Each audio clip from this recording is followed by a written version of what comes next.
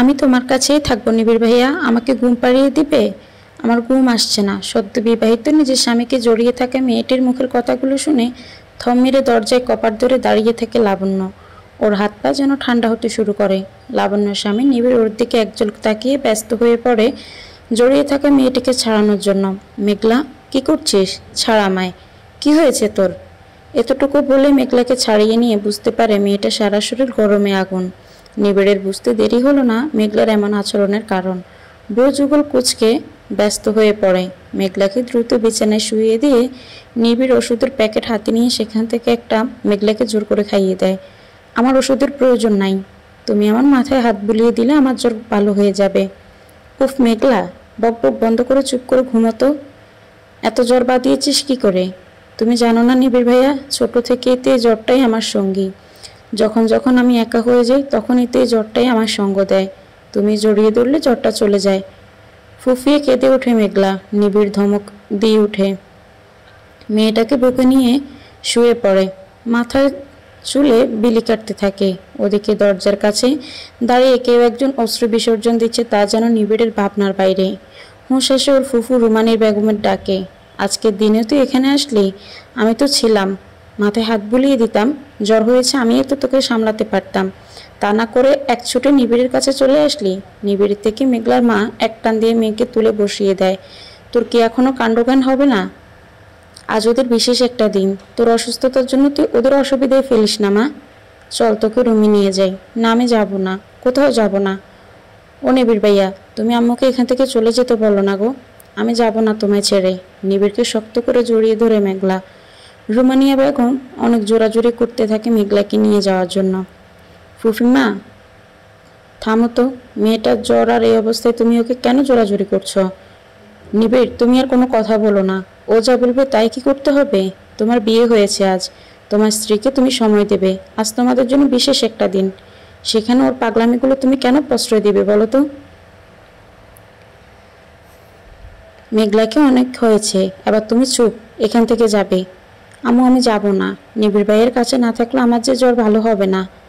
রুমানিয়া বেগম মেঘলাকে বকুনি দিয়ে নিয়ে যেতে গেলে নিবিড় থামিয়ে দেয়। সেদিক কি হয়েছিল তুমি কি ভুলে গেছো ফুফিমা? মনে আছে সেদিনও কিন্তু ওর গায়ে এমনই ধুমজ্বর ছিল। অফিসে ইম্পর্ট্যান্ট একটা মিটিং ছিল, তুমি আর ফুফু বলেছিলে তোমরা মেঘলাকে সামলে নেবে। আমারও জ্বর প্রয়োজন নেই, কিন্তু শেষ রাতে আমাকে ছুটতে হয়েছিল। তো জ্বর বেড়ে গিয়ে হসপিটালাইজড করবার উপক্রম হয়েছিল, মনে পড়ে? কিন্তু আজকের মতো একটা দিনে ওর এখানে থাকা ঠিক নয় বললেই তো। ও কামন ফুফিমা, কি তখন থেকে আজকের দিন করে চলেছ? বিশেষ দিন কি চলে গেলে আর আসে না? বিয়ে করেছি বলে কি পরিবারের লোকজনদেরকে সময় দিব না? পরিবারের প্রতি দায়িত্ব কর্তব্য পালন করতে পারবো না বিয়ে করেছি বলে? নিবিড়ের ক্রুদ্ধ গম্ভীর গলায় কথাগুলো শুনে রুমানিয়া বেগম আর কিছু বলার সাহস পেলেন না। নিবিড় পুনরায় মেঘলাকে শুইয়ে দিয়ে একটা চাদর টেনে দেয় ওর উপর। লাবণ্য, তুমি কিছু মনে করো না মা, আসলে আমার মেয়েটা ছোট থেকেই নিবিড়ের উপর নির্ভরশীল। অসুস্থ হলেও নিবিড় ভাইয়াকে পেলেই ও সুস্থ হয়ে যায়। অনেকটা অক্সিজেনের মতো মনে করে ওর ভাইয়াকে। রুমানিয়া বেগমের কথায় চমকে ওঠে, চোখ থেকে গড়িয়ে আসা পানিটা আলতো হাতে মুছে নেয়। রুমানিয়া বেগম হাসি মুখে লাবণ্যর মাথায় হাত রেখে বলে, আমি জানি মা, আজকের রাতটা একটা মেয়ের জন্য কত স্বপ্ন দেখে মেয়ের এই রাতটা নিয়ে। আমি জানি আমার মেয়ের জন্য তোমার অনেক অসুবিধা হচ্ছে। না না ঠিক আছে ফুফিমা, আমি কিছু মনে করিনি। জ্বর হয়েছে বলেই তো মিগলি এখানে এসেছে ওর ভাইয়ের কাছে। আপনি চিন্তা করবেন না, আমার কোনো অসুবিধা হচ্ছে না, ও থাক এখানে। লাবণ্যর কথায় রুমানিয়া বেগম আশ্বস্ত হয়ে রুম থেকে চলে যান। লাবণ্য রুমে দরজা বন্ধ করে ওখানেই দাঁড়িয়ে থাকে। নিবিড় পরম যত্নে আতশোয়া হয়ে মেঘলা চুলে বিলি কেটে দিচ্ছে। লাবণ্য বেশ কয়েকক্ষণ নিবিড়ের দিকে তাকিয়ে থাকে। লাবণ্য আশা করেছিল নিবিড় হয়তো ওকে পাশে এসে বসতে বলবে, কিন্তু তার কোনো লক্ষণ না পেয়ে লাবণ্য বিছানার কাছে এগিয়ে আসে। জ্বরতা কাটিয়ে লাবণ্য কি বলবে বুঝতে না পেরে মুখ ফুসকে বলে ওঠে, জ্বরটা কি কমেছে একটু? ব্যাস, লাবণ্যের এতটুকু কথাতেই যেন নিবিড়ের কান মাথা গরম হয়ে যায়। লাবণ্য যে ওর সদ্য বিয়ে করা স্ত্রী তাও ভুলেই যায়। দাঁতে দাঁত চেপে ঝাঁঝিয়ে ওঠে, সঙ্গে সঙ্গে ওষুধ খেলেই কি জ্বর কমে যায়? ম্যাজিক নাকি? ইডিয়েট! নিবিড়ের এমন ব্যবহারে কষ্ট ও লজ্জায় মাথা নিচু করে নেয়। নিবিড় মেঘলার মুখের দিকে তাকিয়ে লাইট অফ করে দেয়। লাবণ্য কী করবে বুঝে উঠতে পারে না। কিছু জিজ্ঞাসা করলে আবার যদি নিবিড় রেগে যায়, সেভাবে লাবণ্য ওখান থেকে সরে ব্যালকনিতে চলে আসে। আজকের রাতটা যে ওর জীবনে এমনভাবে কাটবে তা হয়তো স্বপ্নেও ভাবেনি। আজ পারিবারিকভাবে নিবিড় আর লাবণ্যর বিয়ে হয়। আর সব মেয়েদের মতোই অনেক স্বপ্ন নিয়ে আশা নিয়েই ফুলে সাজানো বিছানায় বসেছিল। স্বামী নামক মানুষটাকে চেনা জানা, তাকে বোঝা, তার পছন্দ জানা। দুরু দুরু বুকে বিছানায় বসে অপেক্ষা করেছিল লাবণ্য। দরজায় খট করে আওয়াজ পেতে মনের মধ্যে একটা ভালো লাগা কাজ করে। নিবিড়কে কাছে এগিয়ে আসতে দেখে ও বিছানা থেকে নেমে দাঁড়ায়। সালাম জানানো নিবিড়ও তার প্রতি উত্তর করে মুচকি হাসে। লাবণ্যকে বিছানায় বসিয়ে ওর আঙুল আংটি পরিয়ে দেয়। মৃদু হেসে নিবিড় প্রশ্ন করে, পছন্দ হয়েছে? জি, মুখ নিচু করে উত্তর করে লাবণ্য। বেশ কিছুক্ষণ নীরবতা দেখে লাবণ্য মুখ তুলে অবাক হয়। নিবিড় ওর কাছে নেই, কোথায় গেল ভেবে চারপাশে চোখ বুলাতে থাকে লাবণ্য। তারপর নিবিড়কে ড্রেস চেঞ্জ করে ওয়াশরুম থেকে বের হতে দেখে। ওইভাবে বসে না থেকে আটা ময়দা মাখা মুখটা ধুয়ে ফ্রেশ হয়ে এসো, আর এসব বাড়ি গহনা শাড়ি চেঞ্জ করে এসো। কীভাবে যে পড়ে আছো, সিরিয়াসলি তোমায় দেখে তো আমি নিজেই হাঁপিয়ে উঠছি। নিবিড়ের এমন কথায় লাবণ্য হাসবে কি কাঁদবে? নিবিড় ল্যাপটপ নিয়ে সোফায় বসে পড়ে। লাবণ্য নিবিড়ের কাজ দেখে কিছুটা অবাক হয়ে যায়। কি হলো? যেতে বলছি তো। নিবিড়ের মৃদু দমকে লাবণ্য তৎক্ষণাৎ বিছানা থেকে নেমে দাঁড়ায়। ড্রেসিং টেবিলের সামনে দাঁড়িয়ে গহনা খুলতে থাকে। ঠিক সেই সময় দরজায় নক পড়ে। নিবিড়, লাবণ্য দুজনে দরজার দিকে তাকায়। এরপর ৩-৪ বার দরজা ধাক্কা দিলে লাবণ্য গিয়ে দরজা খুলে দেয়। আর তারপর লাবণ্যর ভিতর থেকে একটা দীর্ঘশ্বাস বেরিয়ে আসে। বিয়ের রাতটা নিয়ে ওর যে অনেক স্বপ্ন ছিল। ভেবেছিল আজ রাতে ওর স্বামীর কাঁধে মাথা রেখে চাঁদ দেখবে, জ্যোৎস্না বিলাস করবে, কিন্তু তার হলো কই। তার জায়গায় বারান্দায় রাত কাটাতে হচ্ছে। আচ্ছা, নিবিড় চাইলেই তো লাবণ্যকে ওর পাশে বলতে পারতো। লাবণ্যর প্রশ্ন তো হাসি মুখেও বলতে পারতো, এক্ষুনি কি জ্বর কমে গো? তুমি কপাল হাত ছুঁয়ে দেখো। প্রথম রাতেই এত চড়া মেজাজের কথা বলাটা যে লাবণ্যর মন খারাপের কারণ। আচ্ছা, মানুষটাই কি এমন ভীষণ বদরাগী, রুক্ষ স্বভাবের? লাবণ্যর মনে অজান্তেই চোখের কার্নিশ বেয়ে ১-২ ফোঁটা নোনা পানি গড়িয়ে আসে। চোখে ঠান্ডা তরল জাতীয় কিছু জিনিস পড়ায় কেঁপে উঠল লাবণ্য। দর ফড়িয়ে উঠে বসে নিবিড়কে চোখের সামনে দেখে। নিবিড় মুচকি হেসে লাবণ্যের পাশে বসে। সুপ্রভাত লাবণ্যময়ী। জি লাবণ্য বলতে থেমে যায়, কারণ নিবিড় ওর পাশে থেকে উঠে গেল। তারপর হাতে ২ কাপ কফি নিয়ে এসে ধরিয়ে দেয়। লাবণ্য বেশ অবাক হয়। I am sorry, I know কাল তোমার সাথে অনেকটা রুডলি বিহেভ করেছি। আমার একদম উচিত হয়নি। অ্যাকচুয়ালি আমার এমনিতেই অনেক কাজের প্রেশার ছিল। কাল আমি বাধ্য হয়ে ল্যাপটপ নিয়ে বসেছিলাম, কিন্তু মেঘলার জ্বরের জন্য আমি কাজটাই করতে পারলাম না। মেয়েটা আমাকে ছাড়া কিছুই বোঝে না। তারপর অসুস্থ থাকলে তো কোনো কথাই নেই। প্রফিমার এভাবে কথা বলা সব কিছুতেই আমার বিরক্ত লাগছিল। তাই জন্য তোমার উপর একটু চিৎকার করে ফেলেছিলাম, সরি। নিবিড় লাবণ্যকে বুকে জড়িয়ে নিয়ে কথাগুলো বলাতে কাল রাতের সমস্ত কষ্টগুলো যেন এক নিমিষেই মিলিয়ে গেল। লাবণ্যর মুখ প্রশান্তির হাসি। রুম থাকতে ব্যালকনিতে আসলে কেন? সোফায় শুয়ে পড়তে পারতে, তা না করে ব্যালকনির ফ্লোরে এসে শুলে কেন? তোমায় ডেকেছি অনেকবার, কিন্তু তুমি তো নিজের খেয়ালই মত্ত ছিলে। আমি কাছে এসেও তোমাকে ডাকতে পারলাম না, কারণ মেঘলা শক্ত করে জড়িয়েছিল আমায়। তাই তো আসতে পারলাম না তোমার কাছে। তুমি তো কাল রাতে ফ্রেশও হওনি মনে হয়। যাও, ফ্রেশ হয়ে এসো। মেঘলা কেমন আছে? জ্বরটা কেটে গিয়েছে, এখন ঘুমোচ্ছে। নিবিড় উঠে চলে গেলে লাবণ্য গুটি গুটি পায়ে রুমের মধ্যে আসে। মেঘলাকে এক পলক দেখে ওয়াশরুমে চলে যায়। গোসল সেরে আয়নার সামনে দাঁড়িয়ে চুল আঁচড়ে নেয়, হালকা গহনা পরে চোখে কাজল লাগিয়ে নেয়। নিবিড় ভাইয়া মেঘলার ডাকে লাবণ্য এগিয়ে গিয়ে ওর পাশে বসে। কপালে হাত ছুঁয়ে মেঘলাকে ডাকে। মেঘলা চোখ খুলে লাবণ্যকে দেখে চারপাশ তাকিয়ে দেখে উঠে বসতে যায়। লাবণ্যকে ধরে সাবধানে তুলে বসিয়ে দেয়। যত্ন নিয়ে একদম। কেমন লাগছে তোমার শরীর এখন? নিবিড় ভাইয়া কোথায়? তোমার ভাইয়া তো নিচে চলে গেছে। আমি কি ডাকবো? না, আই এম সরি।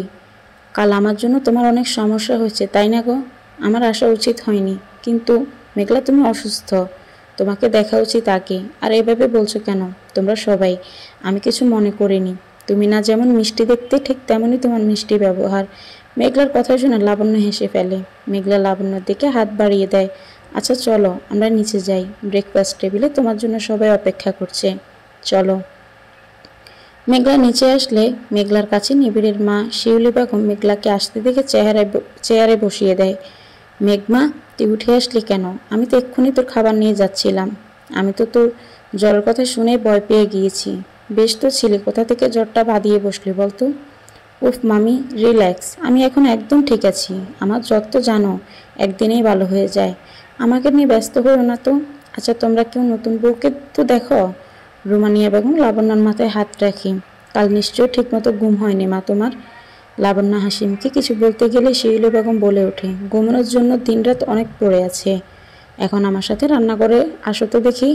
এবারের নিয়ম, নতুন বউয়ের বিয়ের পরের দিন রান্না করে খাওয়াবে এবং আজ থেকে রান্নাঘরের দায়িত্ব পালন করতে হবে তোমাকে। কাল থেকে ভোর 5টায় উঠে পড়বে। কে কী খাবে আমি সব আজ বলে দিচ্ছি। চলো তো এখন। আচ্ছা এই নিয়মগুলো কিছুদিন পর পালন করলেও তো হতো, কেন নিয়ম চেঞ্জ হবে? আমাকেও তো বিয়ের পরের দিন থেকে রান্নাঘরের দায়িত্ব চাপিয়ে দেওয়া হয়েছিল। কই, সেদিন তো কিছু বলনি। তাহলে আজ কেন? শাশুড়ি মা মারা যাওয়ার পর এবারের দায়িত্ব আমার হাতে দিয়ে গেছেন। এবারের কর্ত্রী আমি, তাই আমি যা বলবো তাই হবে। আতিক সাহেব স্ত্রীর কড়া কথাগুলো বলায় কথাগুলো শুনে চুপ করে যায়। শিউলি বেগম আরও একবার বুঝিয়ে দেন এই মেয়ে তার পছন্দ না। এই মেয়েকে ছেলে বউ হিসেবে মেনে নিতে পারছেন না তিনি। ভালো রান্না করেছে বলে কি ও মাথায় তুলে নিয়ে নাচতে হবে? 21 বছরের ধিঙ্গি মেয়ে একটা, বাচ্চা মেয়ে তো আর নয় যে রান্না করে অসাধ্য সাধন করে ফেলেছে। এসব নেকাবো তোমরা করতে পারো, বউ হয়ে এসে যখন সব কাজ ওকেই করতে হবে। লাবণ্য রান্না করা খাবার খেয়ে সবাই যখন প্রশংসায় পঞ্চমুখ, শিউলি বেগম খাবার মুখে দিয়েই মুখ গোমরা করে রইলেন। আতিক সাহেব রুমানিয়া বেগম লাবণ্যকে ভালো রান্না করার জন্য অনেক প্রশংসা করেছিলেন। শিউলি বেগম রেগে ফেটে পড়েছিলেন। এই মেয়েকে তিনি সহ্যই করতে পারছেন না।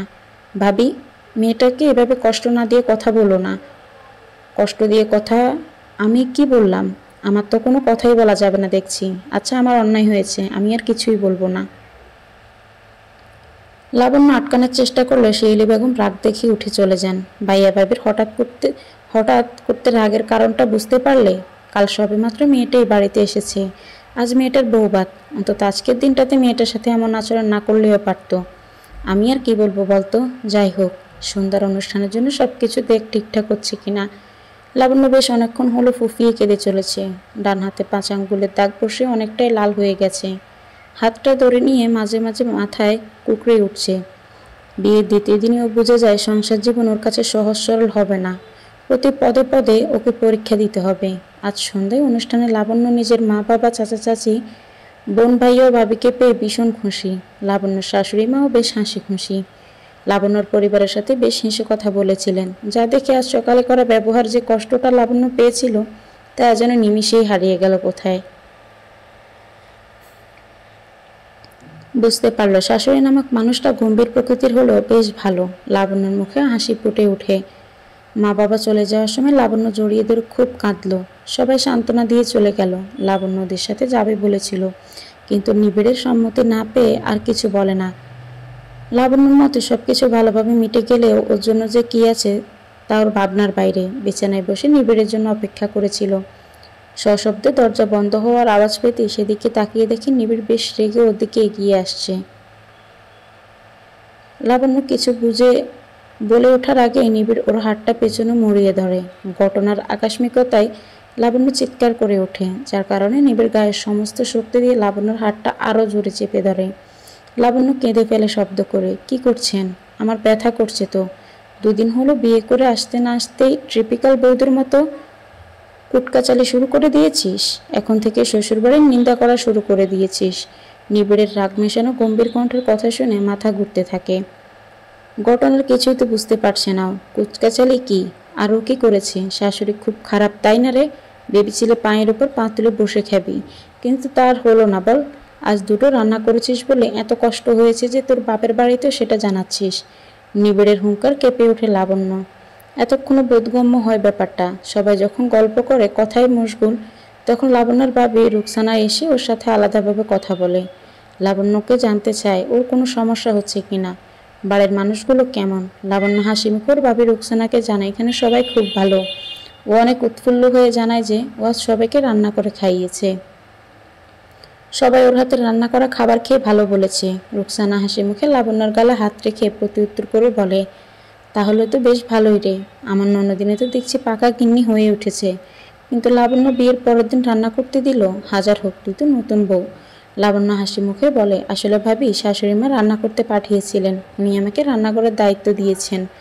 রুকসানা লাবণ্যর কপালে চুমু দিয়ে হাসছে। এটা খুব ভালো ব্যাপার তো, সবার মন জয় করে চলিস, আমি জানি তুই পারবি। ব্যাস, লাবণ্যর আর রুকসানার এতটুকু কথাই হয়, কিন্তু ওই যে যাকে না সহ্য করতে পারা যায় তার একটা কথার শব্দ শুনলেই গা জ্বলে যায়। লাবণ্য যখন কথাগুলো বলছিল তার পাশ দিয়ে শিউলি বেগম যাচ্ছিলেন, কিন্তু ওরা তো খেয়াল করেনি, নিশ্চয়ই উনি ছেলেকে বলেছেন, তাই তো নিবিড়ের এমন আচরণ। নিবিড়ের কাছ থেকে নিজের হাতটা ছাড়িয়ে নেওয়ার চেষ্টা করছে, কিন্তু নিবিড় এতটাই শক্তভাবে ধরে আছে যে লাবণ্য হাতটা নাড়াতেই পারছে না। উল্টে যন্ত্রণা ক্রমশ বেড়েই চলেছে। আমার হাত ছাড়ুন, যন্ত্রণা হচ্ছে আমার। আপনি ভুল বুঝছেন আমাকে, আমার কথাটা একটু শুনুন, আমি কিছু শুনতে চাই না। যা আমার কানে এসেছে, তুই যা করেছিস খবরদার, তুই আর এই কাজ করবি না, তাহলে কিন্তু তোর অবস্থা খুব খারাপ হয়ে যাবে। লাবণ্যকে এক প্রকার শাঁসি ওর হাতটা ছেড়ে দেয় নিবিড়।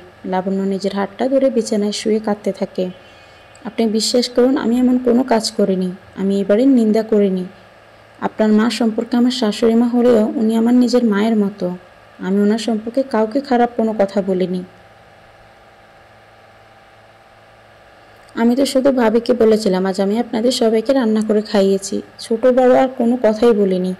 নিবিড় ধমকে ওঠে, এই শোনো, তোমাদের মেয়েলি ব্যাপারে আমার কোনো ইন্টারেস্ট নেই।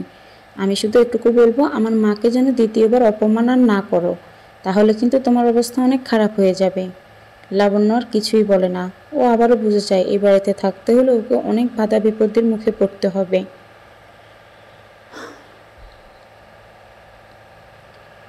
বর্তমানে লাবণ্য বিছানায় জড়সড় হয়ে এক কানাগারে ফুফিয়ে চলেছে, যা এই সোফায় ল্যাপটপ নিয়ে বসে থাকা নিবিড়ের বিরক্তির কারণ হচ্ছে। নিবিড় ল্যাপটপ থেকে মুখ তুলে এক দৃষ্টিতে লাবণ্যের দিকে তাকিয়ে আছে রাগের অগ্নিশর্মা হয়ে। লাবণ্যকে কিছু বলতে যাওয়ার আগে ওদের দরজায় ঠক ঠক করে 3টে টোকা পড়ে। নিবিড় ভাই, আসবো? তোমার কফি নিয়ে এসেছি। দরজার ওপাশ থেকে মেঘলার কথা শুনে নিবিড় একবার লাবণ্যর দিকে তাকায়। লাবণ্য চোখে পানি মুছে শাড়ির আঁচলটা পিঠে ভালো করে জড়িয়ে উঠে বসে। নিবিড় ভেবেছিল লাবণ্য হয়তো দরজা খুলবে, কিন্তু লাবণ্যর কোনো নড়াচড়া না দেখে নিবিড় নিজেই উঠে গিয়ে দরজা খুলে দেয়। তুমি সত্যি কাজ করছো এখন পর্যন্ত? মামি বলল তোমার রুমে কফি দিয়ে যেতে। আমি তো মামিকে স্পষ্ট জানিয়ে দিলাম তুমি ঘুমিয়ে গেছো, কিন্তু এসে দেখলাম সত্যি। নিবিড় মুচকি হেসে কফিটা হাতে নিয়ে সোফায় বসে পড়ে। মেঘলা তার পিছু পিছু এসে পাশে বসে। নিজের হাত ঘড়িটা দেখে মেঘলা বলে, 1টা বাজতে চললো আর তুমি এখনো কাজ করে চলেছ? কিন্তু পাগলি, আর 3 দিন পর অফিসে যে 3টা বড় বড় মিটিং আছে, 1 কোটি টাকার, বুঝলি? তার আগে এই প্রজেক্টটা কমপ্লিট করতে হবে, তা না হলে পুরোই লস। নিবিড় ভাইয়া, তুমি কাজটা তো আমাকেও বুঝিয়ে দিতে পারো, তাহলে তোমার রাত জাগতে হবে না, আমি করে দিব। সময় হোক, তোকেই তো আমি দায়িত্ব দিব সব কিছুর। এবার চলো ঘুমোতে যাও, আর এগুলো সকালে করে নিবে, 3 দিন অনেক দেরি। মেঘলা কি মনে করে পিছনে তাকিয়ে দাঁতে জিভ কেটে ফেলে, কপালে হাত দিয়ে উঠে দাঁড়ায়, লাবণ্যর কাছে এগিয়ে আসে। তুমি এখনো জেগে আছো? ও গড, আচ্ছা তুমি কি বলো তো, তোমার বর সারা রাত ধরে কাজ করছি, তুমি কিছু বলতে পারছো না? মেঘলার এমন কথা শুনে লাবণ্য একটু ঘাবড়ে যায়। লাবণ্য নিজের ঠোঁটজোড়া ভিজিয়ে ধরা গলায় বলে ওঠে, আমি কি বলবো? বাহ, কি বলবো মানে? ও তোমার স্বামী, রাত জেগে কাজ করছে, আর তুমি কিছু বলবে না? শরীর খারাপ করলে কিন্তু তোমাকেই সেবা করতে হবে। মেঘলা খিলখিলিয়ে হেসে ওঠে। লাবণ্য ঠোঁটের কোণে হাসি আনার চেষ্টা করে। মেঘলা লাবণ্যর মুখটা দুহাত দিয়ে বলে, তোমার মুখের এই অবস্থায় কেন? তুমি কান্না করেছিলে? মেঘলার কথা শুনে অজান্তেই চোখ কোণে বেয়ে পানি চলে আসে লাবণ্যের। ঠোঁটে ঠোঁট চেপে কান্নাটা আটকানোর চেষ্টা করে। ছোট থেকে ওর এই একটা খারাপ অভ্যাস। ও অধিক কষ্টের সময় যদি কেউ ওকে কান্নার কথা বলে, তাহলে ও হাজার চেষ্টা করেও নিজের কান্না থামাতে পারে না। এখনো তাই হলো। মেঘলার হাত ধরে ফুফিয়ে কেঁদে ওঠে। ওমা, কি হয়েছে? তুমি কাঁদছো কেন? মেঘলা লাবণ্যকে থামানোর চেষ্টা করছে। লাবণ্য মেঘলাকে জড়িয়ে কাঁদছে। একসময় লাবণ্যর চোখ চলে যায় নিবিড়ের দিকে। নিবিড়ের রাগে চেহারা দেখে অনেক কষ্টে লাবণ্য নিজের কান্না আটকায়। মেঘলা লাবণ্যর চোখে পানি মোছাতে থাকে। ও বুঝেছে নিশ্চয়ই তোমার বাড়ির লোকের কথা মনে পড়েছে, তোমার মা বাবার কথা মনে পড়েছে। তুমি কেঁদো না প্লিজ, আমরা সবাই তো আছি তোমার পাশে। মেঘলা লাবণ্যকে ছেড়ে নিবিড়ের কাছে এগিয়ে আসে। নিবিড়ের কাছ থেকে ল্যাপটপটা কেড়ে নিয়ে বন্ধ করে দেয়। নিবিড়ের হাত ধরে লাবণ্যর পাশে বসিয়ে দেয়। তোমার বউ কাঁদছে নিবিড় ভাইয়া, তুমি এক্ষুনি জড়িয়ে ধরো, কান্না থামাও। কাজ পরে করলেও হবে, নিজের বউকে ভালো রাখার চেষ্টা করো। নিজের বউকে ভালো রাখার দায়িত্ব নাও নিবিড় ভাইয়া। আচ্ছা ঠিক আছে, তুই যা চাইছিস তাই হবে। কোথায় হলো? বসেই তো আছো, জড়িয়ে ধরো। নিবিড় মৃদু হেসে লাবণ্যকে জড়িয়ে ধরে। মেঘলাকে হাসতে দেখে ছেড়ে দিয়ে দাঁড়িয়ে পড়ে। তুই খুশি তো? ভীষণ। এবার তোমরা নিজেদের মতো সময় কাটাও, আর হ্যাঁ, রাত জাগবে না কিন্তু, ঘুমিয়ে যাও। দুজনকে শুভরাত্রি। মেঘলা বেরিয়ে গেলে নিবিড় দরজাটা সশব্দে বন্ধ করে দেয়। লাবণ্য কেঁপে ওঠে, জড়সড় হয়ে বসে থাকার চেষ্টা করে। নিবিড় ওর দিকে তাকিয়ে থেকে তাচ্ছিল্য করে বলে, যত সব নাটক। লাবণ্য নিবিড়ের দিকে তাকিয়ে থাকে। নিবিড় কফির কাপটা হাতে নিয়ে চুমুক দেয়। দেখ, কফিটাই ঠান্ডা হয়ে গেল। নিবিড়ের ভ্রু কুঁচকে থাকা গম্ভীর মুখটা দেখে লাবণ্য বুকে অদম্য সাহস নিয়ে বলে ওঠে, আমি কফিটা গরম করে আনবো? কথাটা বলে মুখ নিচু করে নেয় লাবণ্য। নিবিড় এক প্রকার ঝাঁঝিয়ে প্রতি উত্তর করে, থাক, তার আর কোনো প্রয়োজন নাই, আমি ঠান্ডা কফি খেতে পারবো। লাবণ্য আর কিছু না বলে চুপচাপ বিছানায় এক কোণে বসে পড়ে। নিবিড় কফিটা শেষ করে লাইট অফ করে বিছানায় একপাশে শুয়ে পড়ে। লাবণ্য বেডসাইডে টেবিলে থাকা লাইট ল্যাম্পটা জ্বালিয়ে নেয়। নিবিড়ের দিকে তাকিয়ে চোখের পানি ফেলছে। মূলত মানুষটা কি বোঝানোর চেষ্টা করছে আজ যে আচরণটা ওর সাথে করলো, তারপর কি মনে হয় মানুষটার সাথে আর মানিয়ে চলতে পারবে? স্বামী নামক মানুষটা কি ওকে বুঝবে আদৌ? আশা থেকেও একবারও তো ভালো করে কথা বলেনি। আজ সারাদিনেও তো একবারও কথা বলেনি লাবণ্যর সাথে। লাবণ্যর আশেপাশেও আসেনি। সন্ধ্যার অনুষ্ঠানে নিবিড় বন্ধুদের সাথে ব্যস্ত ছিল মেহমানদের নিয়েও। অনেক আশা নিয়ে বসেছিল আজ রাতেও। লাবণ্য মনে করেছিল আজ হয়তো নিবিড় ওর সাথে গল্প করতে বসবে, হয়তো ওর রান্নার তারিফ করবে। তখন লাবণ্য জেনে নিবে নিবিড়ের পছন্দের খাবারগুলো কি। কিন্তু আশার আলোটা হয়তো নিভেই গেল আজকের নিবিড়ের রণমূর্তি দেখার পর। নতুন মানুষের সাথে এমন আচরণ করতে পারে কেউ? লাবণ্যর মনের ভিতর থেকে একটা দীর্ঘশ্বাস বেরিয়ে আসে। সকালে চোখ খুলে তাকিয়ে পাশে নিবিড়কে দেখতে পায় না লাবণ্য। বেডে হেলান দিয়ে থাকার জন্য গাঁটটায় অনেক ব্যথা অনুভব করছে লাবণ্য। ও আচমকা দিয়ে বিছানা ছেড়ে উঠে বসে। ডান হাতের দাগটা এখনো দগদগে লাল হয়ে আছে। অতিরিক্ত কান্নার কারণে চোখ ভীষণ জ্বালা করছে। মাথাটাও বেশ ভারী হয়ে আছে। দু হাতে চোখটা কোচকে নিয়ে ওয়াশরুমের দিকে এগিয়ে যায়। ট্যাপ ছেড়ে দিয়ে তার তলায় দাঁড়িয়ে পড়ে। বেশ কিছুক্ষণ পর বেরিয়ে আয়নার সামনে দাঁড়িয়ে তৈরি করে নিজেকে পরিপাটি করে শাড়ি পরে নেয়। ভাগ্যিস ভাবির জোড়াজুড়িতে শাড়ি পরা শিখেছিল, তা না হলে এই বাড়িতে কী যে অবস্থা হতো। নিজেকে প্রস্তুত করে সব কিছুর জন্য। না জানি আজ ওর কপালে কী আছে। গুটি গুটি পায়ে নিচে নেমে আসে লাবণ্য রুমানিয়া বেগমদের ব্যাগপত্র দেখে এগিয়ে আসে মাথায় কাপড় দিয়ে। আতিক সাহেব লাবণ্যকে দেখে হাসি মুখে বলে ওঠে, লাবণ্য মা, এদিকে আয়। রুমানিয়া বেগম হাসি মুখে লাবণ্যর মাথায় হাত রেখে বলে, সাবধানে থাকবে মা, আমরা এবার আসি। আপনারা চলে যাচ্ছেন? হ্যাঁ গো মা, আমার অফিসে জরুরি কাজ আছে। নিবিড়ের ফুফা সাগর সাহেব কথাগুলো বলে মুচকি হাসলেন। নিবিড়ের সাথে চলে যেও আমাদের বাড়ি, বুঝলে মা? সেখানে গিয়ে সবাই মিলে আড্ডা দেওয়া যাবে ভালো করে, কি বলো? সাগর সাহেব মুচকি হাসি দিয়ে লাবণ্যকে কথাগুলো বলে সাবধানে যাবেন, আবার চলে আসবেন কিন্তু ফুফা ফুপিমা। লাবণ্য হাসি মুখে কথাগুলো বলে চলে যায় ওপাশ থাকা নিবিড় আর মেঘলাকে দেখে। দুজনকে বেশ হাসি খুশি। হঠাৎ নিবিড়ের সাথে চোখাচোখি হতে চোখ সরিয়ে নেয়। মেঘলা দ্রুত লাবণ্যর কাছে চলে আসে। এই যে আমি আসছি, সাবধানে থেকো তুমি, একদম কান্নাকাটি করবে না। মামা মামি আছেন, নিবিড় ভাইয়া আছেন, তোমাকে আগলে রাখবে, তুমি কিন্তু কষ্ট পাবে না, বুঝলে? লাবণ্য মেঘলার কথাই হেসে ফেলে। মেঘলার গালে হাত দিয়ে বলে, তোমার কথাই রইল, তুমিও নিজের যত্ন নিও, আর হ্যাঁ, মাঝে মাঝে চলে এসো কিন্তু এখানে। আসতে তো হবেই, কারণ আমার প্রিয় জিনিসটাই তো এখানে আছে। লাবণ্য মেঘলার কথা শুনে একদম থম মেরে যায়। কিছুক্ষণের জন্য সবাই চুপ হয়ে যায়। তারপর মেঘলা অট্ট হাসিতেই ফেটে পড়ে। আরে আমার প্রিয় ভাইয়া তো নিবিড় ভাইয়া, আমি তো ভাইয়ার কথাই বলছিলাম। ভাইয়াকে ভালো রেখো, ভাইয়ার খেয়াল রেখো। সবাই হেসে ওঠে। লাবণ্য মুচকি হাসি দিয়ে মাথা নাড়ায়। তবুও মেঘলার কথাগুলো শুনে লাবণ্যর বুকের ভিতরটা যেন বিনা কারণে মুচড়ে ওঠে। রান্নাঘরের জানালার গ্রিল ধরে বাইরে তাকিয়ে আছে লাবণ্য। চোখের অবাধ্য অশ্রুকণাগুলো বয়ে চলেছে অনবরত। স্বামী নামক মানুষটার সাথে যে এখনো কোনো বনিবনাই হলো না তো, ভালো করে কথাও তো বলছে না মানুষটা, তাহলে কি অচেনায় রয়ে যাবে স্বামী নামক মানুষটা? সবার সাথে হাসি খুশি, অথচ তার বেলাতেই একরাশ বিরক্তি। বলে বাইরে তাকিয়ে লোকজন দেখলেই কি আমাদের খাওয়ার ব্যবস্থা হয়ে যাবে? আচমকা শাশুড়ির বাজখাই গলা শুনে লাবণ্য সামনে তাকায়। শাড়ির আঁচলে চোখ জলটা মুছে নিয়ে মুখে হাসি আনার চেষ্টা করে। কি রান্না করবো বুঝতে পারছি না মা, আমি আপনার কাছেই তো যাচ্ছিলাম। রান্না কি করবো যদি জানাতেন। রান্না করার দায়িত্ব যেমন নিয়েছো, তেমন কি রান্না করে আমাদের খেতে দিবে সেটা তুমিই ঠিক করো। শিউলি বেগম কথাগুলো বলেই দ্রুত ওখান থেকে বেরিয়ে যান। লাবণ্য একটা দীর্ঘশ্বাস ফেলে রান্নার কাজে লেগে পড়ে। মা আসতে পারি? শিউলি বেগমের সম্মতি পেয়ে ওনার রুমে আসে লাবণ্য।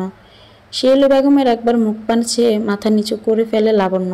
আসলে কাল রাতে নিবিড়ের বলা কথাগুলো বেশ অস্বস্তি হচ্ছিল। নতুন সম্পর্কটাকে মজবুত করতে চাইছে, স্বামী শাশুড়ি প্রত্যেকটা মানুষকে আপন করতে চাইছে, সুখে সংসার করতে চাইছে, তাই তো কোনো ভুল বোঝাবুঝি সম্পর্কে শুরুতেই রাখতে চাইছে না। জড়তা কাটিয়ে বলে ওঠে, মা আমাকে মাফ করবেন। শিউলি বেগম ভুজুগল কুচকে লাবণ্যর দিকে তাকিয়ে আছে। লাবণ্য হাসি মুখে বলে, মা কাল আপনাদের কোথাও ভুল হয়েছে। আমি আপনাদের নামে আমার বাপের বাড়িতে নিন্দা করিনি। আমি শুধু একটুকু বলেছি আপনি আমাকে রান্না করার দায়িত্ব দিয়েছেন, যা শুনে আমার বাবা ভীষণ খুশি হয়েছে। আপনাদের মন জয় করে চলার কথা বলেছে। আপনি বা আপনারা দয়া করে আমাকে ভুল বুঝবেন না। আমি আপনাদের বাড়ির বউ, নিন্দা করলে সেটা আমারই খারাপ লাগবে। শিউলি বেগম চোখ মুখ শক্ত করে বসে রইলেন। মন চাইছে এই মেয়ের গালে এক্ষুনি কষিয়ে 3-4টে থাপ্পড় মারতে, কিন্তু মনের রাগটা দমন করলেন। আজ ছেলে আসার জন্য অপেক্ষায় রইলেন। দুপুর গড়িয়ে বিকেল হলো।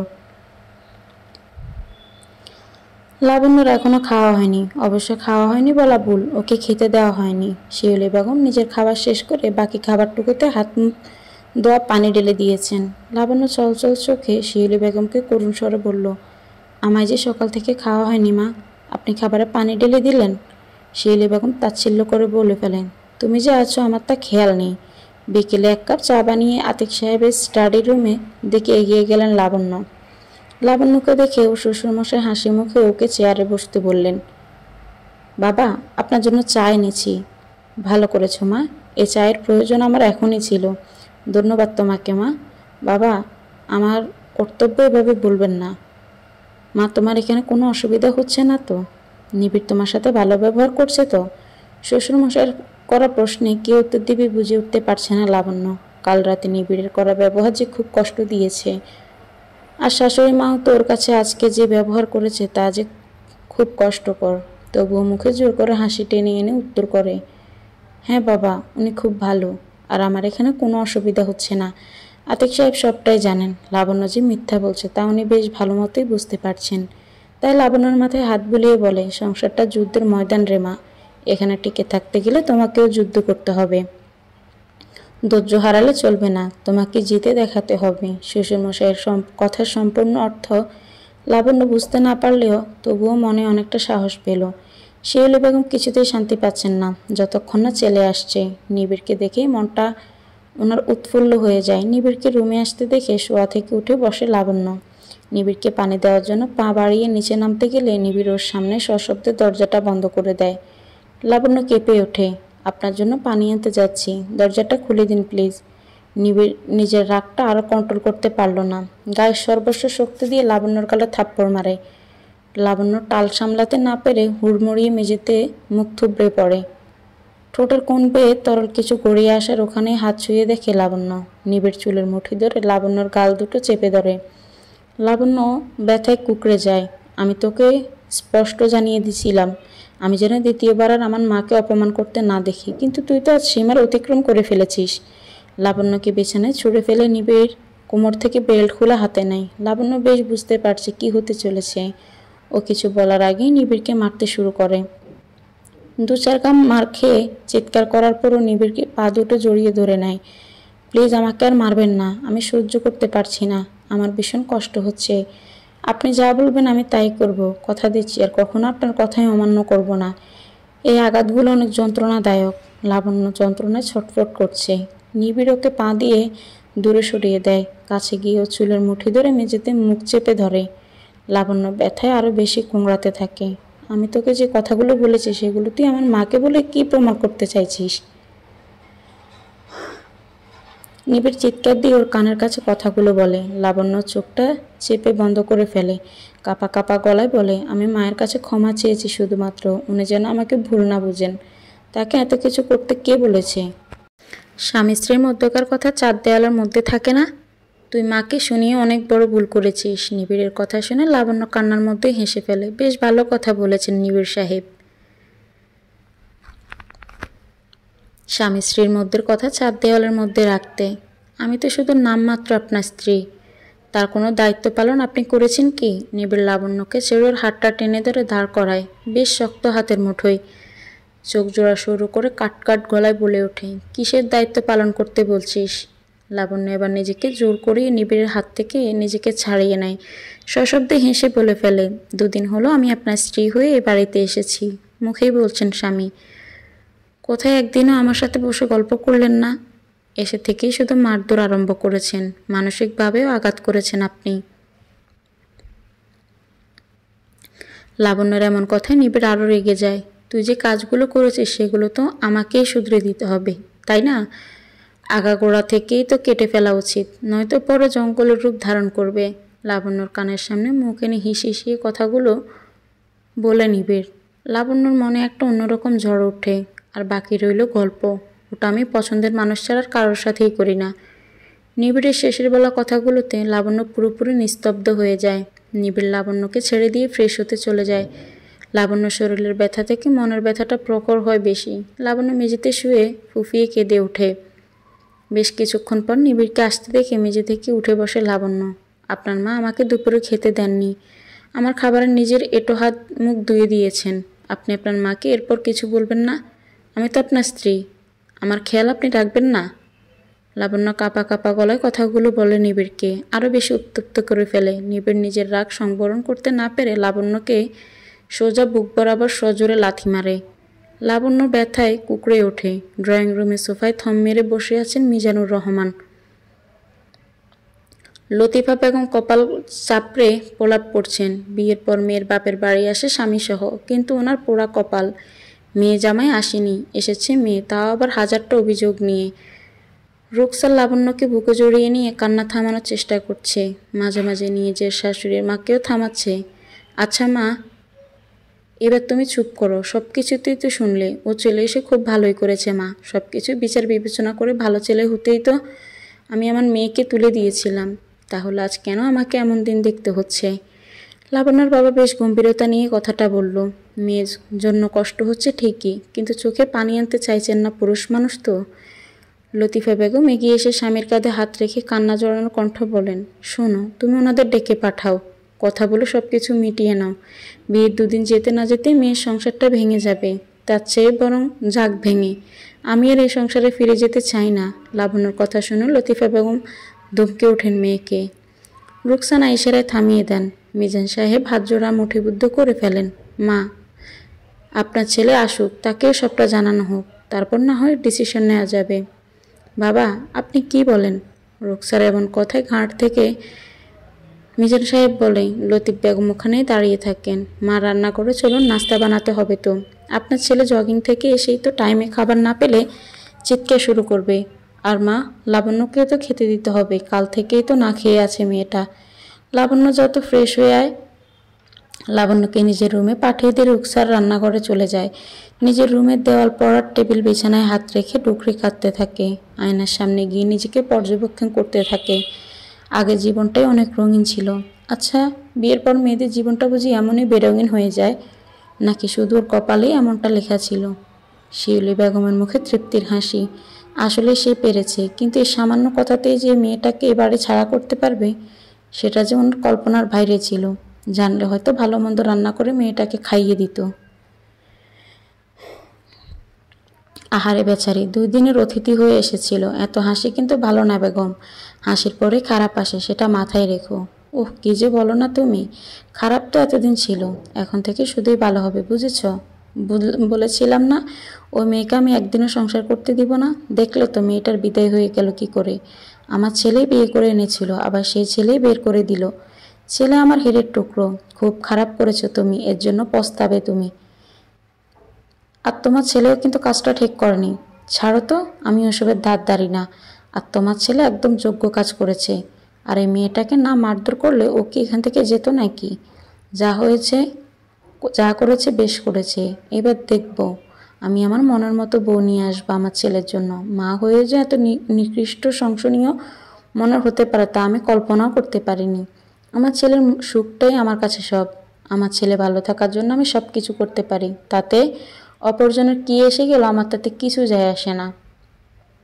তোমার ছেলের সুখ মানে কি বলতে চাইছো? লাবণ্যকে বিয়ে করে তোমার ছেলে সুখী নয়? তোমার ছেলেকে আমি আজ জোর জবরদস্তি করে বিয়ে দিয়ে বসিয়েছিলাম? না, জোর জবরদস্তি করবে কেন? আমার ছেলে তো তোমার কথা রাখার জন্যই বিয়েটা করেছিল হয়তো। আর তাছাড়া আমি তো মা, আমি ছেলের মুখ দেখলে মনের কথা বলতে পারি। আমিও বাবা, ছেলের মন সম্পর্কে কিছু না ধারণা আমারও আছে। আর তোমার ছেলে এখন বাচ্চা নেই যে সে নিজের ইচ্ছের বিরুদ্ধে গিয়ে শুধুমাত্র বাবার কথা রাখার জন্য বিয়ে করবে। তোমার ছেলে বিশাল বড় বিজনেসটা কিন্তু একলাই সামলাচ্ছে, সেখানে আমি শুধুমাত্র ওর একজন মেন্টাল হিসেবে পাশে আছি, তাই সব কিছুতেই আমার সাথে শেয়ার করে। আমি এত কিছু শুনতে চাইছি না। ওই মেয়েকে যখন এই বাড়ি থেকে তাড়াতে পেরেছি তখন আমিই জয়ী হয়েছি। এবার আমি ছেলের হাতে আমার পছন্দের মেয়ে তুলে দিব। মিজানুর সাহেব আর এক মুহূর্ত দাঁড়ালেন না, নিজের রুম থেকে বের হয়ে গেলেন। অপরাধীর মতো মুখ নিচু করে ড্রয়িং রুমে সোফায় বসে আছে লাবণ্য। কোথায় ভেবেছিল ওর মা বাবা ওকে জড়িয়ে ধরবে, কিন্তু জড়িয়ে ধরা তো দূর, সান্ত্বনা দিচ্ছে না। ও এখানে চলে এসে যে কত বড় ভুল করেছে তা ওর মা বাবার চেহারায় স্পষ্ট। লাবণ্য পুনরায় ওর ভাইয়া সাগর ও চাচা রফিক সাহেবের কাছে বিয়ের রাত থেকে কাল রাতের ঘটনা সবটা বলল। কীভাবে ওর শাশুড়ি ওকে দুপুরে খেতে দেয়নি, স্বামীর লাথি মারা, সব কিছুই। আমি আর ওখানে ফিরে যাব না। যে স্বামী নতুন অবস্থায় বিয়ের পরের দিন গায়ে হাত তোলে তার সাথে সংসার করা যায় যায় না? কি করব তাহলে? বাবার নরম কণ্ঠে সহজ সরল জবাব দেয় লাবণ্য। আমি আমার মানুষের সাথে সংসার করব না বাবা, আমি ডিভোর্স দিব, তোমরা উকিল দেখো। লতিফা বেগম আর নিজেকে ধরে রাখতে পারলেন না, কাছে এসে কষিয়ে এক থাপ্পড় মারলেন মেয়ের গালে। লাবণ্য গালে হাত দিয়ে মুখ নিচু করে নেয়। রুকসার সাথে কিছু বলতে গেলে সাগরের চোখ রাঙিয়ে ওর দিকে তাকানো দেখেও থেমে যায়। লতিফা চিল্লিয়ে কান্না করে বলে, ডিভোর্স দিয়ে কি বাপদাদার ঘাড়ে বসে খাবি? সমাজ কি বলবে? তোর জন্য কি মুখ দেখাতে পারবো? বিয়ের 2 দিন পর মেয়ে সংসার ছেড়ে চলে এসেছে, লোকে শুনলে কি বলবে? এক কাজ কর, বিষ দে, খেয়ে নেই, তারপর তুই ডিভোর্স দিবি, সংসার করবি না সেটা তোর ব্যাপার। রফিক সাহেব লতিফা বেগমকে থামাতে যায়। ভাবি কি বলো এসব? ও কি সত্যিই করে ফেলছে নাকি? আমরা তো বড়রা আছি নাকি? কী কারণে আমাদের জামাই এমন করেছে তা জানতে হবে তো। আর ডিভোর্স বললে কি হয়ে যায়? 2-3 দিন সংসার করেনি। লাবণ্য ডুকরে কাঁদতে থাকে। মেয়ে জন্ম যে কতটা কষ্টের তাও নিজে মেয়ে না হলে জানতেই পারতো না। ছেলে তো খারাপ নয়, আতিক সাহেবের সাথেও তো পরিচয়টা আজকের নয়, সেই স্কুল লাইফের থেকে। মানুষটাও তো ভীষণ ভালো। বিজনেসের মাধ্যমে নিবিড়ের সাথে সাগরের বন্ধুত্বটা হয়। আমরা কি দুজনেই মানুষ চিনতে ভুল করব? তুই বল, তোর ভাইয়া আমি দুজনেই কি তোকে ভুল মানুষের হাতে তুলে দিয়েছি? মিজানুর সাহেব ধীর গলায় মেয়েকে কথাগুলো বললেন। লাবণ্য বাবার মুখের দিকে তাকিয়ে বুঝতে পারছে বাবার আসল কথার মানে। ও চলে যাক এ বাড়ি থেকে। বিয়ের পর মেয়েরা সত্যি কি পর হয়ে যায়? লাবণ্যর চোখে নোনা পানির স্রোতের মতো নেমে চলেছে। এর মাঝে সাগর এক প্রকার ঝাঁঝিয়ে ওঠে। ও আর কি বলবে বাবা? ও তো কোনো জায়গাতেই মানিয়ে নিতে পারে না। স্কুল, ভার্সিটি, টিউশনি, রাস্তাঘাট সব জায়গায় অশান্তি করে আসে। এসব ঘটনাগুলো আমাকেই ফেস করতে হয়েছে। স্কুলে, ভার্সিটিতে কেউ চিটিং করেছে, ও তো সত্যবাদী বলে দিল। পরে ঝগড়া হচ্ছে, আমাকে কথা শুনতে হয়েছে। ভার্সিটি কোনো এক মেয়ে প্রেম করছে, ছেলেটা ভালো নাকি খারাপ তা যাচাই করে মেয়েটির বাবা মার কানে তুলেছে। কেন তুই তোর চরকায় তেল দে। কতবার বলতাম তুই তোর মতো থাকবি, আমাকে আমার মতো থাকতে দিবি না। যতদিন ভার্সিটিতে ছিলাম ওকে নিয়ে আসা আর ওকে নিয়ে যাওয়া করতে হয়েছে। মহারানী তো আমি ছাড়া যেতেই পারেন না, ওর জন্য আমাকে বন্ধুদের সামনে হাসির পাত্র হতে হয়েছে। একা একা কোথাও যেতে পারতেন না উনি। এ পড়াশোনায় শিখেছি, শুধু স্মার্ট হতে পারেনি, খ্যাত মেয়ে একটা। লাবণ্যর ভাইয়ের কাছে বরাবরই চক্ষুশূল, ও সেটা বুঝতে পারত ছোটবেলা থেকেই, কিন্তু তবুও ভাইয়ের হাত ধরে থাকার চেষ্টা চালিয়ে যেত। আর 5টা ভাই বোনের মতোই ও চাইতো ওর ভাইও ওর পাশে ছায়া হয়ে দাঁড়িয়ে থাকবে, কিন্তু ওর ভাইয়া কোনো জানি সবসময় দূরে সরিয়ে রাখত। বোন বলে সবার কাছে পরিচয় দিতেও যেন কেমন একটা আপত্তি প্রকাশ করত।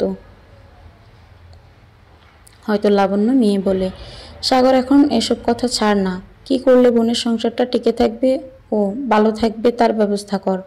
রফিক সাহেবের কথা শুনে সাগর পুনরায় চেঁচিয়ে ওঠে, কি আর করবে, এখানেই থাকবে, আমার ঘাড়ে বসে খাবে। অপয়া মেয়ে একটা, ওর জন্য কারোর কিছু ভালো হয় না। তোমরা জানো বৌভাতের দিন নিবিড়ের বড় একটা ডিল মিস হয়ে গেছে। কোটি টাকা লস তোমাদের এই মেয়ের জন্য। বিয়ে করে ঢুকতেই একটা অঘটন ঘটালো। ও কারোর জন্যই ভালো নয়। ওর মুখ দেখে আমি আমার বন্ধুদের সাথে লং ড্রাইভে বেরোলে কোথাও না কোথাও চোট পেয়ে ফিরে আসতাম। অলক্ষী মেয়ে ছেলে। লাবণ্য সশব্দে কেঁদে ফেলে। ও এতটাই খারাপ ওর ভাইয়ের কাছে। প্রত্যেকটা বোন তার ভাইয়ের কলিজার টুকরা হয়। সবাই তাদের বোনকে নিয়ে কত আদর করে, ভালোবাসে। সেখানে লাবণ্য অবহেলা ছাড়া আর কিছুই পাচ্ছে না। ভাইয়ের শেষ বলা দুটো কথাতে লাবণ্যর হাত পা কাঁপতে শুরু করে। আসলে লাবণ্য তার ভাইয়ের কাছে এতটাই খারাপ, অপয়া, অলক্ষী। বাবাকে নিজের রুমে বসে থাকতে দেখে নিবিড় হাসি মুখে এগিয়ে আসে। আব্বু জগিংয়ে যাওনি আজ? আতিক সাহেব কিছু বলছেন না, পলকহীনভাবে ছেলের দিকে তাকিয়ে আছেন। নিবিড় বাবার পাশে বসে, কি হয়েছে আব্বু, কিছু বলবে? তোমার এমন টেন্স লাগছে কেন? আতিক সাহেব ঘুরে ছেলে মুখোমুখি বসেন। একটা সত্যি কথার উত্তর দিবি? কি বলো আব্বু? লাবণ্য রূপে গুণে যোগ্যতায় আমার মতো তোর উপযুক্ত, কিন্তু তুই লাবণ্যকে তোর উপযুক্ত মনে করিস না।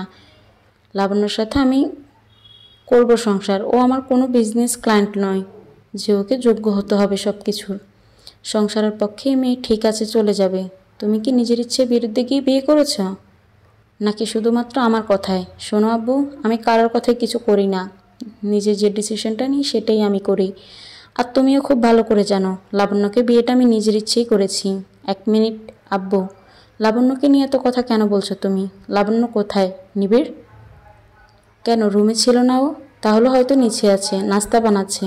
আচ্ছা ওয়েট, আমি লাবণ্যকে 2 কাপ রং চা পাঠিয়ে দিতে বলছি। আজ তুমি আর আমি অনেকদিন পর রং চা খাবো। তার আর প্রয়োজন নেই, লাবণ্য চলে গেছে তার বাপের বাড়ি।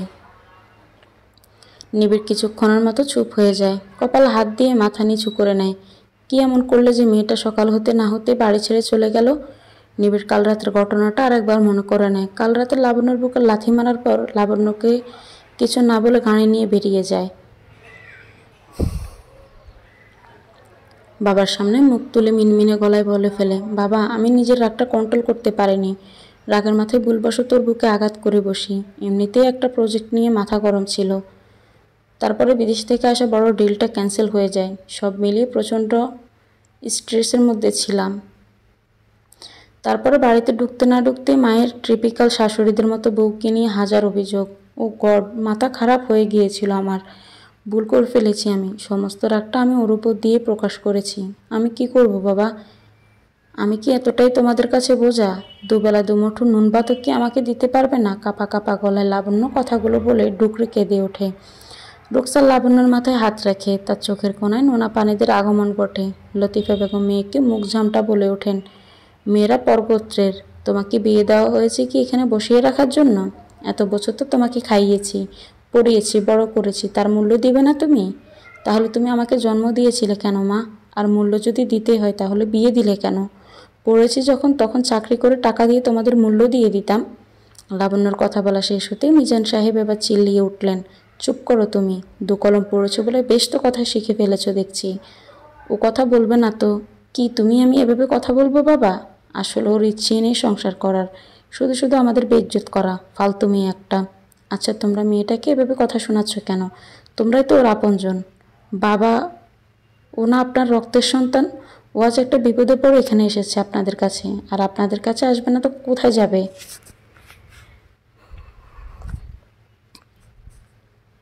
এ সময় আপনারাই তো ওকে ভরসা দিবেন। তুমি থামো তো বৌমা। রক্তের সম্পর্কের মেয়ে বলে কি ও যা খুশি তাই করে বেরোবে? ও নিজের ভালো কতটা বোঝে। কি হয়েছে কি হয়নি ছুটে চলে এসেছে এখানে। এসেছিস ভালো, তাই বলে যেটা বোঝাবো বুঝবি না? কেমন মেয়ে তুই? তুমি তো তৈরি করেছো মেয়েটাকে, কেমন শিক্ষা দিয়েছো তুমি নিজের চোখেই দেখো। বাপ মা যেটা বলে ছেলেমেয়েরা তাই শোনে, কিন্তু এই মেয়ে। মিজান সাহেব লতিফা বেগমকে কথাগুলো বলে মেয়ের দিকে তেড়ে এলেন। রুকসার লাবণ্যকে ধরে না রাখলে উনি হয়তো এতক্ষণে 2-4টা গা মেয়ের পিঠে বসিয়ে দিত।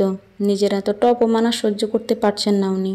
বড় ভাইয়ের এমন কাজ দেখে রফিক সাহেব এগিয়ে এসে মিজান সাহেবকে সোফায় বসিয়ে দেন। ভাইয়া শান্ত হও তুমি। একটা সম্পর্ককে তো আর ভাঙবে বললে ভাঙা যায় না।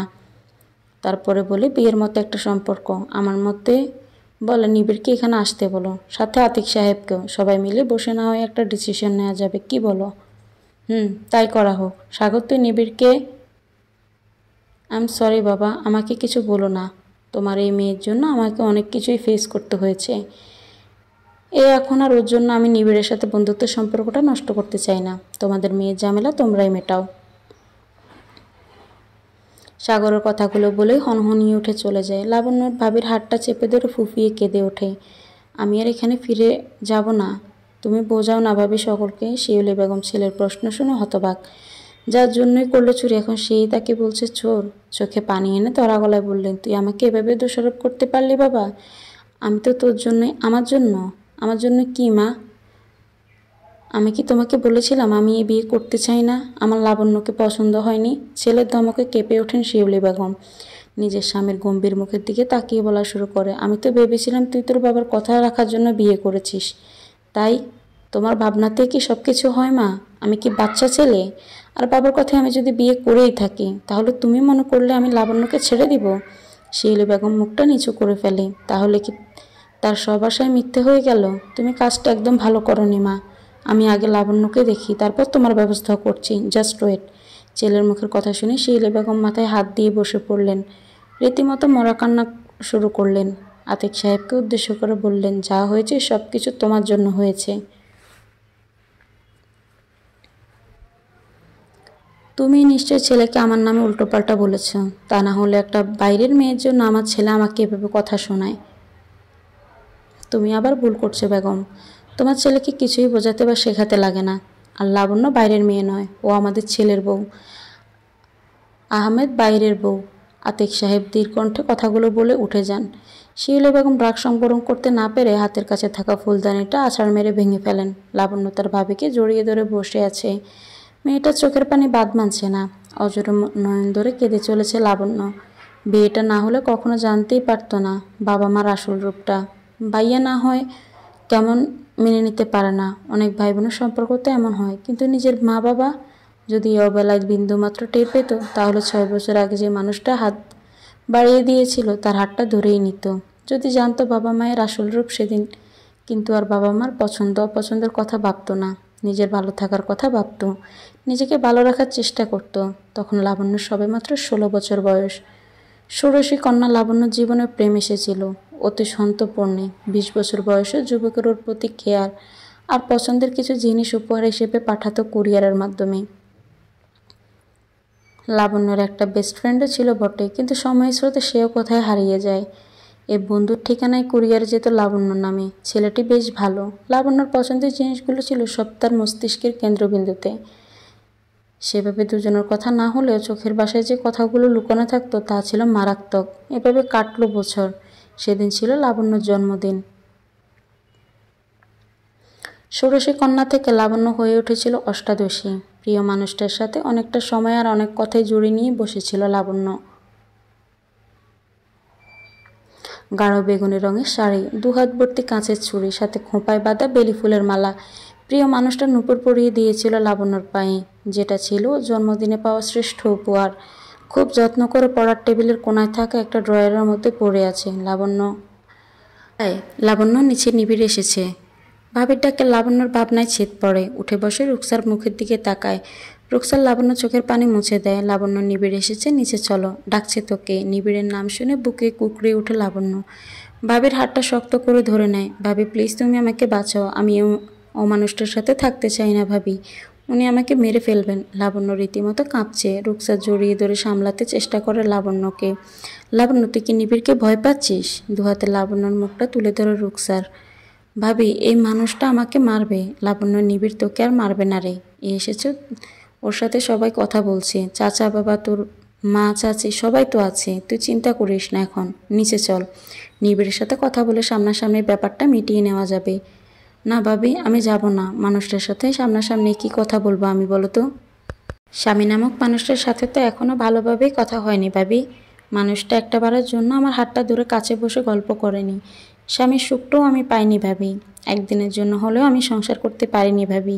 বিয়ের দিন থেকে অবহেলা অত্যাচার সহ্য করতে হয়েছে আমাকে। এরপরেও কীভাবে? কথা দিচ্ছি তোমার প্রতি আর কোনো অবহেলা অত্যাচার করা হবে না। পুরুষালে কণ্ঠের আওয়াজ শুনে রুকসা ও লাবণ্য দরজার দিকে তাকায়। লাবণ্য নিবিড়কে দেখে চমকে ওঠে। ওর ভাবির হাতটা শক্ত করে ধরে নেয়। ভাবি, আমি কিছুক্ষণ আমার স্ত্রীর সাথে কথা বলতে চাই। আপনি আমাকে সুযোগ করে দিবেন প্লিজ।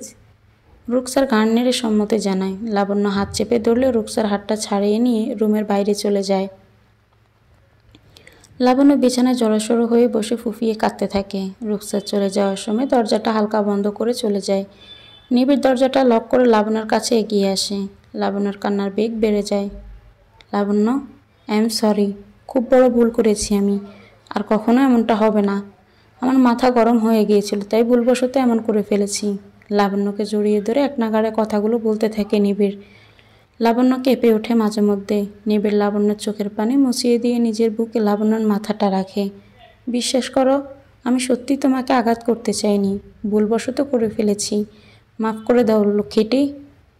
ইউনো, লাইফে প্রথম আমার কাছে ইউকে থেকে আসা একটা ডিল হাতছাড়া হয়ে যায়। কতটা প্রেশারের মধ্যে ছিলাম জানো তুমি।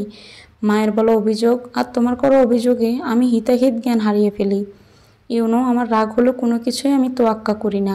আমি যে তোমাকে আঘাত করে মাথা ঠান্ডা করতে বাইরে বের হয়েছিলাম সকালে তোমার কাছে মাপ চাইব, কিন্তু তুমি সেই সময় আমাকে দাওনি। কিছু না বলেই ওখানে চলে আসো। নিবিড়ের কথা শুনে লাবণ্য নিবিড়ের বুক থেকে মাথা তুলে নিবিড়ের চোখের দিকে তাকিয়ে কাঁপা গলায় বলে ওঠে, আপনি তো সেই বিয়ের রাত থেকে আমার সাথে খারাপ ব্যবহার করছিলেন। বৌভাতের দিন রাতে বিনা কারণে আমার সাথে খারাপ ব্যবহার করলেন, এমনকি গায়ে পর্যন্ত হাত তুললেন। আমি রাগের বশীভূত হয়ে এমন করে ফেলেছি। লাবণ্যর চোখটা অসম্ভব রকম লাল হয়ে ফুলে গেছে, রক্তিম বর্ণ ধারণ করেছে, চোখ জোড়া ঠোঁটটা শুকনো হয়ে গেছে। মেয়েটা রীতিমতো কাঁপছে। এতটুকু কথা বলতে মেয়েটার ভীষণ কষ্ট হচ্ছে।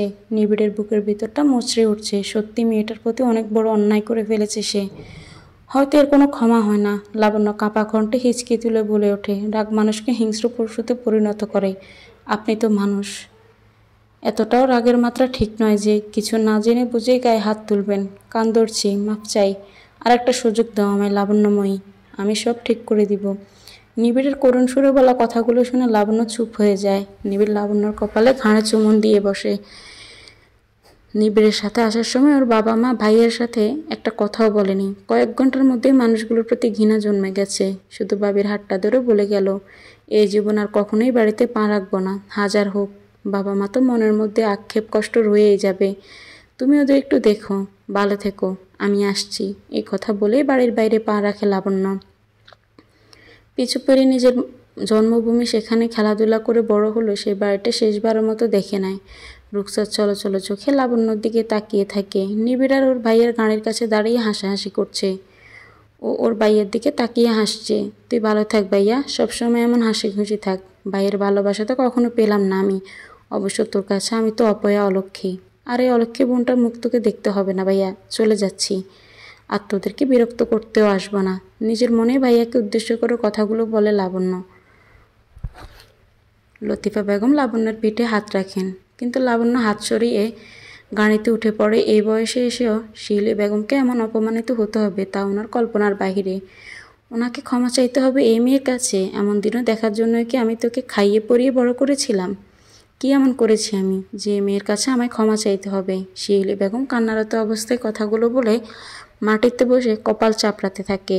তুমি তো শুধু একটা ক্ষমাই চাইবে আম্মু, তার জন্য এত নাটক কেন করছো? আর এই মেয়ে তুমি কাকে বলছো? ও তোমার বৌমা, আমার স্ত্রী, ওকে ওর যোগ্য সম্মানটুকু দাও। এবার অন্তত নিজেকে শুধরে নাও বেগম, ওদের ঠিকমতো সুখে আবার সংসার করতে দাও। ওদের দুজনের মধ্যে আর কোনো ভুল বোঝাবুঝি সৃষ্টি করিও না, হাত জোর করে বিনীত হচ্ছি। আতিক সাহেব নিবিড়ের অনেক জোরাজুরিতে শিউলি বেগম লাবণ্যর কাছে মাথা নত করে ক্ষমা চেয়ে নেন।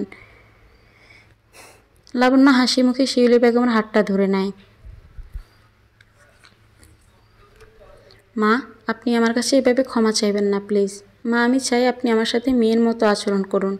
আমি বলছি তো, আপনি আমাকে একটু আপন করে নিন। আমি আমার বিরুদ্ধে কোনো অভিযোগ মনে সৃষ্টি করতে দেব না। আপনি শুধু কিছুটা সময় নিয়ে আমাকে মানিয়ে নিন মা। লাবণ্যর কথা শুনে শিউলি বেগম নিজের চোখের পানি মুছে নেয়। শিউলি বেগমের পা ছুঁয়ে লাবণ্য সালাম করে। শিউলি বেগম সবে বলে লাবণ্যকে জড়িয়ে ধরে। দেখলে তো লাবণ্য মেয়ে হিসেবে কতটা ভালো। আজ তোমরা মা ছেলে হিসেবে যা করেছ, তাতে লাবণ্য চাইলে অনেক কিছু করতে পারত, কিন্তু সব ভুলে আবার এখানেই ফিরে এসেছে।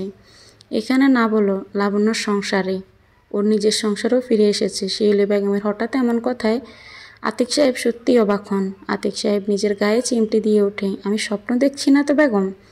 তুমি সত্যি এমন কথা বলেছ? শিউলি বেগম হাসি মুখে লাবণ্যর হাত ধরে নিবিড়ের হাতে ধরিয়ে দেয়। দুজনকে জড়িয়ে ধরে চোখ বন্ধ করে। আমার ছেলের খুশিতেই আমি খুশি। আমার ছেলে যা চায় তাই হবে। আমার ছেলের খুশির কথাই আমি ভাবি। তাই আমার ছেলে যখন লাবণ্যকে নিয়ে সারা জীবন থাকতে চায়, এখানে আমার আর কোনো আপত্তি নেই। লাভ ইউ আম্মু, লাভ ইউ ফর এভার। নিবিড়ের কথায় লাবণ্য ছাড়া প্রত্যেকেই হেসে ওঠে। লাবণ্যর মনের ভিতর থেকে চাপা একটা দীর্ঘশ্বাস বেরিয়ে আসে। সব ভালোর মধ্যেও কোথাও যেন একটা ফাঁক রয়েই গেছে, কোথাও একটা চাপা কষ্ট ভিতরে মোচড় দিয়ে উঠছে। হয়তো বাবা মাকে চিরজীবনের মতো ত্যাগ করে আসার কষ্টটা লাবণ্যকে শাস্তি দিচ্ছে না। এখন থেকে হেসে হোক, কষ্ট করে হোক, এই মানুষগুলোকে আঁকড়ে ধরে বাঁচতে হবে। এখন এটাই যে ওর শেষ আশ্রয়। মা তো স্পষ্ট বলেই দিয়েছেন মেয়েরা পরগাছা, কিন্তু শাশুড়ি মা হাসি মুখে বলেছে এটা ওর সংসার। নাম দিয়েছে লাবণ্যর সংসার। এই কথাতে অনেকটা ভরসা পেয়েছেন লাবণ্য, যা হয়তো ওর বেঁচে থাকার আলো। লাবণ্য কী ভাবছ? নিবিড়ের ডাকে হুঁশ ফিরে লাবণ্যর। চোখে পানি মুছে নিয়ে নিবিড়ের দিকে তাকায়। রুমে চলো, ফ্রেশ হয়ে নাও। লাবণ্য নিবিড়ের সাথে রুমে চলে আসে। নিবিড় দরজা বন্ধ করে দেয়। লাবণ্যর হাতটা ধরে নিয়ে ওকে বিছানায় বসিয়ে দেয়। নিজে ওর পায়ের কাছে এসে বসে পড়ে। লাবণ্য পা তুলে নিতে চাইলে নিবিড় শক্ত করে ধরে নেয়। তুমি আমায় ক্ষমা করেছো তো লাবণ্যময়ী? আমি জানি আমি তোমাকে অনেক কষ্ট দিয়েছি, এখনও স্বামীর দায়িত্ব পালন করিনি, তোমার হাত ধরে বসে একটা দুটো ভালো মন্দ কথাও বলিনি, কিন্তু আজকের পর থেকে তুমি স্ত্রীর সমস্ত অধিকার পাবে। নিবিড় লাবণ্যর কপালে গভীর ভালোবাসার পরশ এঁকে দেয়।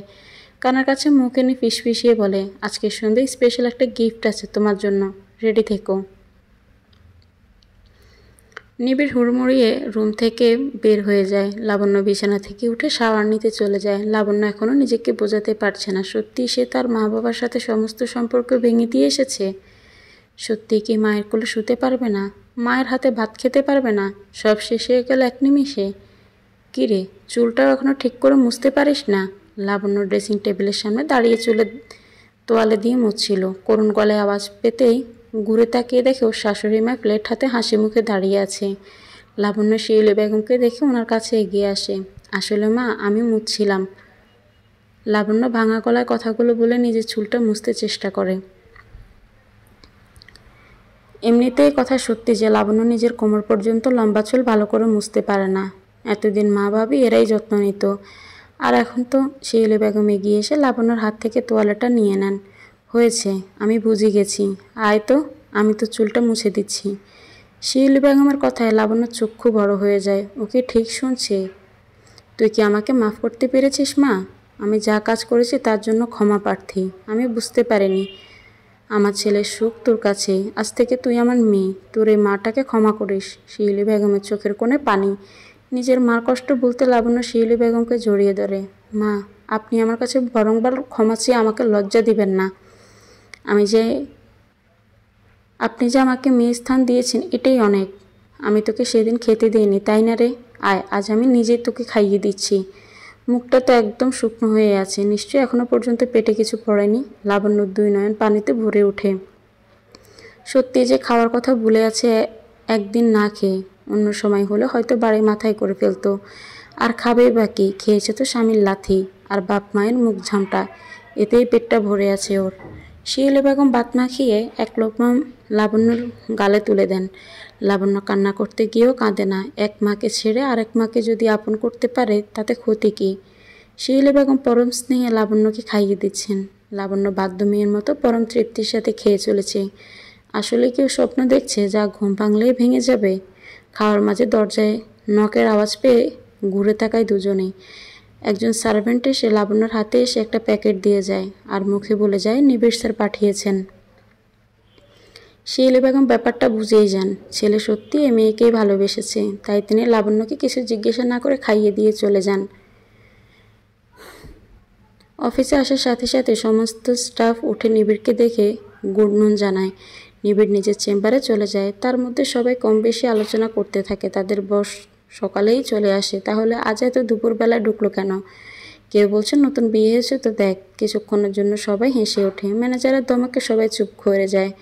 নিবিড় নিজের চেম্বারে ঢুকতে দেখে ও চেয়ারে কেউ বসে আছে। নিবিড়ের বুঝতে বাকি থাকে না, তাই কিছু না বলে অন্য চেয়ারে টেনে বসে ফাইল নিয়ে দেখতে লাগলো। অপর পাশের মানুষটা টের পেয়ে ওর মুখোমুখি ঘুরে গাল ফুলিয়ে বসে রইল। আমি যেখানে আছি একজন কি তার টের পেয়েছে? ইয়েস ম্যাম, টের পেয়েছি, আর তাই জন্যই তো পাশের চেয়ারে বসেছি। নিবিড় মৃদু হেসে মেঘলাকে উদ্দেশ্য করে কথাগুলো বলল। মেঘলাই উঠে এসে নিবিড়ের সামনে থাকা টেবিলের উপর উঠে বসলো। নিবিড় দিকে কিছুক্ষণ তাকিয়ে থেকে একটানে ওর হাতে থাকা ফাইলটা কেড়ে নিয়ে পাশে রেখে দিল। নিবিড় ভ্রু কুঁচকে মেঘলার দিকে তাকাতেই মেঘলা বলল, তুমি আজকে অফিসে আসতে এত লেট করলে কেন? জানো আমি পাক্কা 3 থেকে 3.5 ঘন্টা এখানে তোমার জন্য ওয়েট করেছি। তুমি 10টার সময় অফিসে চলে আসো, তাই জন্য আমি 9টার সময় এসে বসে আছি এখানে তোমাকে সারপ্রাইজ দিব বলে। কিন্তু তুমি তো আমায় সারপ্রাইজ দিয়ে দিলে। মেঘলা কথাগুলো বলল, অন্যদিকে মুখ করে গাল ফুলিয়ে রইল। নিবিড় সশব্দে হেসে উঠে মেঘলার কাছে গিয়ে দাঁড়ালো। আমি সত্যিই সারপ্রাইজড হয়েছি। এবার বল, তুই ভার্সিটি না গিয়ে এখানে কি করছিস? আমার জ্বর হয়েছে না, আমি কি করে ভার্সিটি যাই বলো তো? কেন? যেমনভাবে এখানে এলি, আমি তোমাকে মিস করছিলাম তো, তাই জন্য এসেছি তোমার কাছে। তুমি তো তোমার বউকে আনতে গিয়েছিলে, তাই না? নিবিড় সামান্য ব্রুযুগল কুঁচকে মেঘলার দিকে তাকিয়ে রইল। মেঘলা কিঞ্চিত হেসে বলে, শুধু আনতে নয়, তার রাগ ভাঙাতে গিয়েছিলে। তোকে বলল কে? কেউ বলেনি, শুনেছি মামু কল দিয়েছিল মমকে। তোমাদের মধ্যে নাকি কী বিষয় নিয়ে ভুল বোঝাবুঝি হয়েছে, কিছু একটা করেছো যার জন্য তোমার বউ তোমাকে ছেড়ে চলে গিয়েছিল। এনিওয়েজ, আমার ওর মধ্যে কোনো ইন্টারেস্ট নেই, আমার শুধু তোমার প্রতি ইন্টারেস্ট। মেঘলা নিবিড়ের কপাল থেকে হাত বুলিয়ে এনে চিবুকে ঠেকায়। নিবিড় হাতটা ধরে সরে আসে। অনেক ফাজলামো করেছিস, বাড়ি যা। নিবিড় পুনরায় ফাইল হাতে তুলে নিয়ে পাতা উল্টাতে থাকে। মেঘলা নিবিড়ের এক কাঁধে হাত রাখে। তোমাকে না কতবার বলেছি ভাইয়া, এই ফাইল দেখা এত কাজের প্রেশার তুমি একা কেন নাও? আমায় এর দায়িত্ব কবে দিবে তুমি? সময় আসুক অবশ্যই দায়িত্ব নিবি। সবুজ রঙের শাড়ি পরে হাত দুটো কালো ছুঁড়িতে রাঙিয়ে নেয়, চুল এলোস করে সুন্দর পরিপাটি হয়ে সেজে নেয়, কপালে ছোট্ট একটা লাল টিপ পরে নেয়। দুপুরে প্যাকেটে নিবিড়ে শাড়ি আর ছুঁড়ি পাঠিয়েছে, তার মধ্যে একটা চিরকুট লেখা ছিল, পরনে সবুজ শাড়ি আর হাত ভর্তি কালো ছুঁড়িতে, আজ সন্ধ্যায় আমি দেখতে চাই আমার লাবণ্যময়ীকে। লাবণ্যর ঠোঁটের কোণে হাসির অদগম হয়। তবে কি সত্যি সব কিছু ঠিক হয়ে গেছে? লাবণ্য কি সত্যি আর 4-5টা মেয়ের মতো স্বামীর সাথে সুখে সংসার করতে পারবে? রং বেরঙের লাইটে চোখ বাঁধিয়ে যাচ্ছে লাবণ্যর। বাড়ির সামনে দাঁড়িয়ে থাকা গাড়ি করে লাবণ্যই রিসোর্টে আসে। মূলত নিবিড় এখানেই ওর জন্য কিছু একটা সারপ্রাইজ প্ল্যান করে রেখেছে। প্রায় ঘন্টা 2 হতে চলল, নিবিড়ের এখনও কোনো পাত্তা নেই। নিবিড়কে যে কল দিবে তারও কোনো উপায় নেই, কারণ নিবিড়ের নাম্বারটাই তোর কাছে নেই।